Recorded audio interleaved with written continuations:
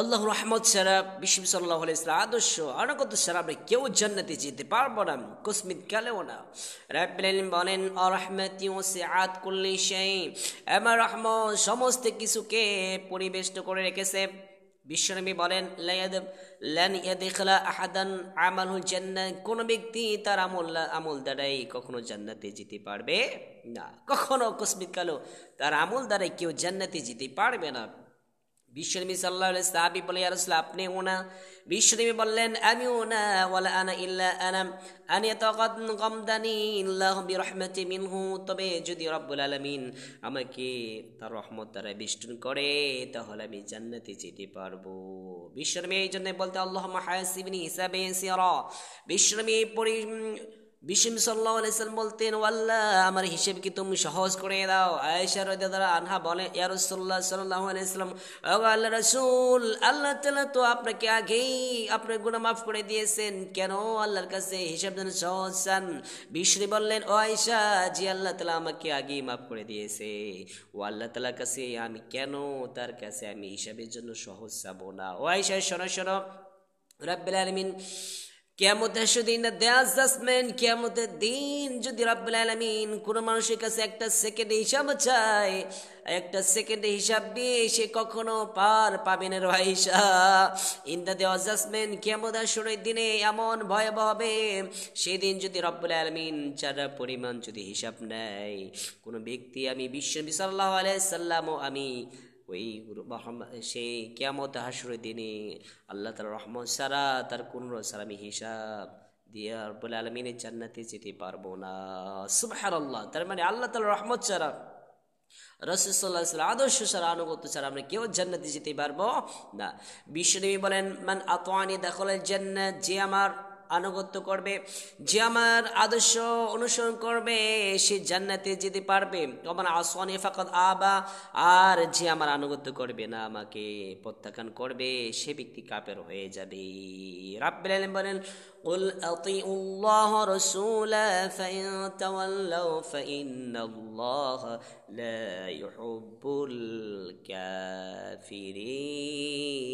কাফিরিন। রাব্বুল আলামিন নবী আপনি আপনার উম্মতকে জানিয়ে দিন, তারা যদি আপনাকে আনুগত্য না করে, আল্লাহ আমার রাসূলকে যদি আনুগত্য না করে, তারা যদি মুখ ফিরিয়ে নেয়, ও বিশ্বনবী মুহাম্মদ সাল্লাল্লাহু আলাইহি সাল্লাম আপনার উম্মতকে জানিয়ে দিন আমি কাফেরদেরকে কখনো পছন্দ করি।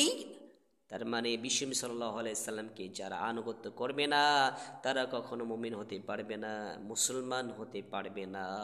মানে আতানি দাখাল জান্নাহ, যে ব্যক্তি আমরা আনুগত্য করবে সে ব্যক্তি অবশ্যই জান্নাতে প্রবেশ করতে পারবে। সুবহানাল্লাহ।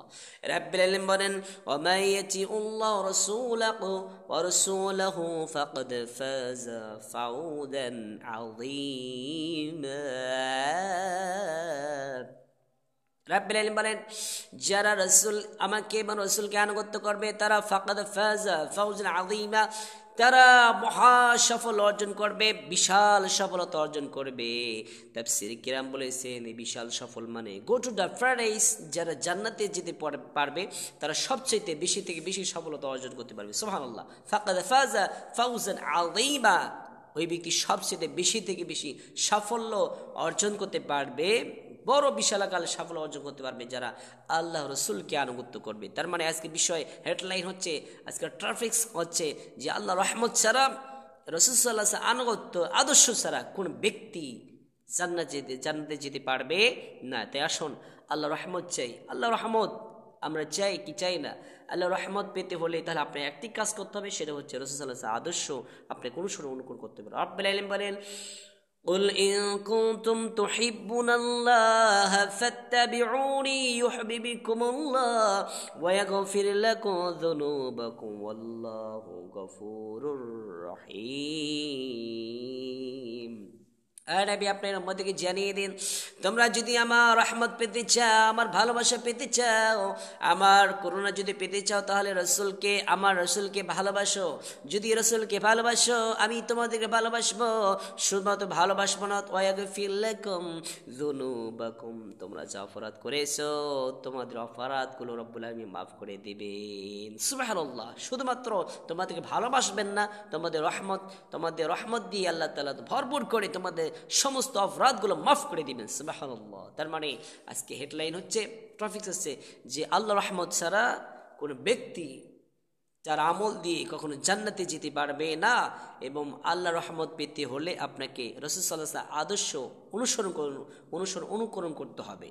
এবং রাসূল সাল্লাল্লাহু আলাইহি ওয়াসাল্লাম আনুগত্য ছাড়াও কেউ জান্নাতে যেতে পারবে না। মান আতানি দাখাল জান্নাহ, যে ব্যক্তি আমার আমাকে আনুগত্য করবে সে ব্যক্তি অবশ্যই জান্নাতে প্রবেশ করবে। সুবহানাল্লাহ। আল্লাহ তাআলা প্রত্যেকেই আল্লাহ রহমত এবং রাসূল সাল্লাল্লাহু আলাইহি ওয়াসাল্লাম আনুগত্য সুপারিশ পাওয়া তৌফিক, এই কাজ করা তৌফিক দান করুন। আমিন।